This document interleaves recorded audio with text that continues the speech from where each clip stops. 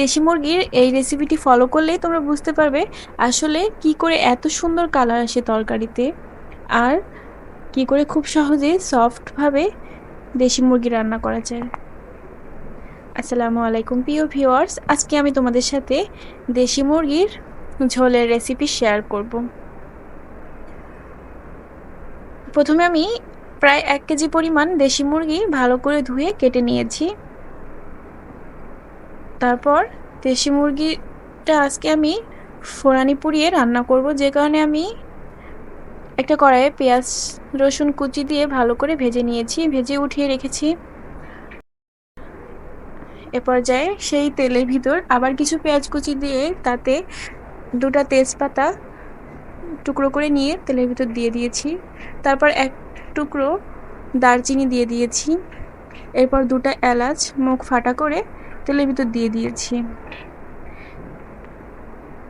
এ পর্যায়ে 1 চিমটি হলুদের গুঁড়া দিয়ে দিয়েছি। তারপর 1 চামচের বেশি অর্থাৎ 1.5 চামচের কাছাকাছি জিরা বাটা দিয়ে ভালো করে মশলাটা মিক্সড করে তার ভিতর 2 চামচ রসুন বাটা দিয়ে দেব।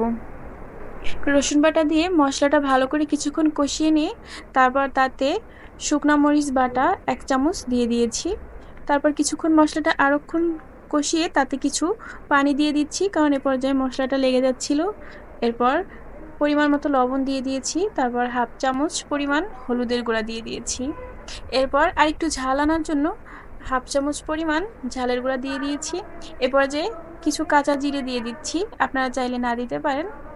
এখন আমি সেই মাংসগুলো দিয়ে ভালো করে মশলাটা কিছুক্ষণ কষিয়ে নিব। এ পর্যায়ে আমি কিছু রসুন দিয়ে দিচ্ছি, আপনারা না চাইলে এটা নাও দিতে পারেন। আর কিছু পরিমাণ আলু দিয়ে আজকে আমি পাতলা দেশি মুরগির ঝোল করব। এরপর আমি আলু সিদ্ধ হবে, মাংস সিদ্ধ হবে এই পরিমাণ পানি দিয়ে দিচ্ছি। এ পর্যায়ে খুব আস্তে জালে মাংসটা সিদ্ধ করে নিতে হবে, আর তাহলে এই মাংসটা অনেক বেশি সফট হবে। এ তো দেখতে পাচ্ছেন আমি কিছুক্ষণ ঢাকনা দিয়ে রাখার পর পানিটা কতটা বেশি শুকিয়ে গিয়েছে আর আলুটা অনেক বেশি সিদ্ধ হয়ে গিয়েছে। মাংসটা আমি ভালো করে কষিয়ে নিয়েছি। এ পর্যায়ে চেষ্টা করবেন মাংসটা যখন সিদ্ধ হওয়ার জন্য পানি দেবেন তখন ঢাকনা দিয়ে ঢেকে দেওয়ার, কারণ তাতে মাংস এবং আলুটা খুব বেশি পরিমাণ সিদ্ধ হবে। আমি অনেকটা সময় এভাবে মাংসটা কষিয়ে নিয়েছি, আর আজকে মাংসটা একটু ভিন্ন রকম স্বাদে তৈরি করব, যে কারণে সেই পেঁয়াজ রসুনের ফোড়ানিটা আমি বেটে নিয়েছি। আর এই ফোড়নটা দিলে মাংসটা খেতে অনেক বেশি ভালো লাগে। এ পর্যায়ে আমি ঝোলের পানি দিয়ে দিয়েছি। তারপর তাতে 1/2 চামচ পরিমাণ জিরার গুঁড়া আর সেই পেঁয়াজ রসুনের ফোড়ানির মশলাটা মাংসের ঝোলের ভিতর দিয়ে দিয়েছি। আর এই মশলাটা আমি প্রায় রান্না কমপ্লিট হওয়ার 5 মিনিট আগে দিয়ে দিয়েছি। আর অবশ্যই চেষ্টা করবেন মাংসটা কমপ্লিট হওয়ার প্রায় 5 মিনিট আগে ঢাকনা ছাড়া রান্না করার।